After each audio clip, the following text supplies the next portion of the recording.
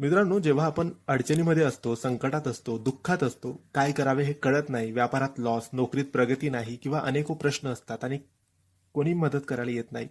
काय करू हे कळत नाही, कुठे जाऊ हे कळत नाही.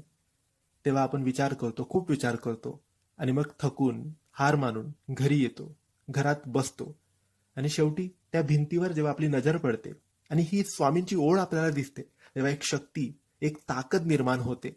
म्हणून ही ओढ अशा जागेवर लिहायची जिथे आपण रोज बसतो आणि आपली नजर त्या भिंतीवर रोज जाते. दिशा कोणतीही असेल, दिशेला महत्व नाही.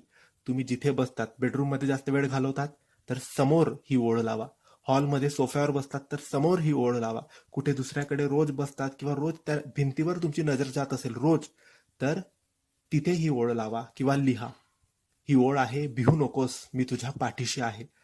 जेव्हा आपण अडचणीत असतो, दुःखात असतो, काय करावे हे कळत नाही, प्रश्नांची उत्तरे मिळत नाही, जेव्हा आपण रोज घरी येऊ थकून, हार मानून, ओळ आपल्याला दिसेल, तेव्हा एक शक्ती येते आणि वाटतं की कोणीतरी आहे, कोणीतरी मला बोलत आहे की भिवू नकोस बाळा, मी तुझ्या पाठीशी आहे.